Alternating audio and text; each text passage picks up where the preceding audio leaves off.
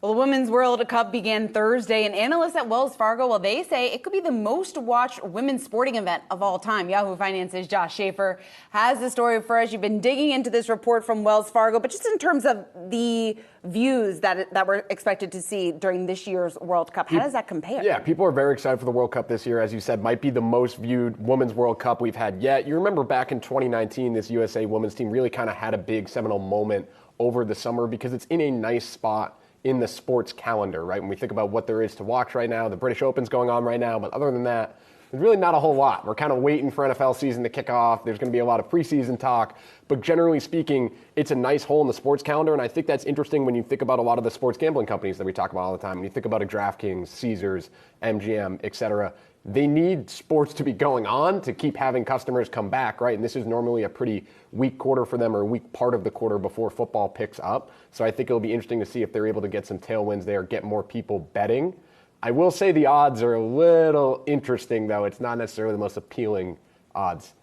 Josh, please tell us about your picks. Yeah. So we've got... You got to be betting on the U.S. Yeah, right, but that's the thing. Everyone wants to know what you're doing. I am personally betting on USA. But I think USA won the last two World Cups. They're heavily, heavily favored. So you're looking at plus 250 there. If you were to bet $100 on that, you win $250, which is a nice payday, but you're betting against the entire field. Mm-hmm. So it's a pretty big bet.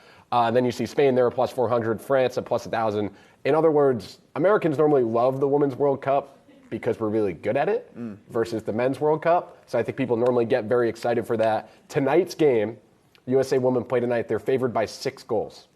So you basically can't bet on that. Technically, I guess they play tomorrow morning. Right. Time difference. Right. New Zealand. I feel like it's a good time difference, to be honest. I think you can make it work if you're a U.S. sports network. Bars are opening very early for the game. Well, that's a Hoboken-specific thing. All right, speaking of soccer, Leo Messi making his debut tonight for, is Inter Miami? Miami FC? Yeah, Inter Miami. Miami. Okay. Inter Miami. I always think it's Inter Milan. I mean, it is Inter Milan, but, you know, I think they might want you to think. Did they it's do Inter that Milan. intentionally? Yeah, I think that's part of the brand strategy. Other than him shopping at Kroger, Josh, I have not kept super close tabs on this story. I think the overall story for us here that's interesting is Apple TV, live streaming. How does it go as more and more eyes get there when you're thinking about Messi and how many eyes he does draw? So we know Apple has been doing live baseball now for over a year on Friday nights.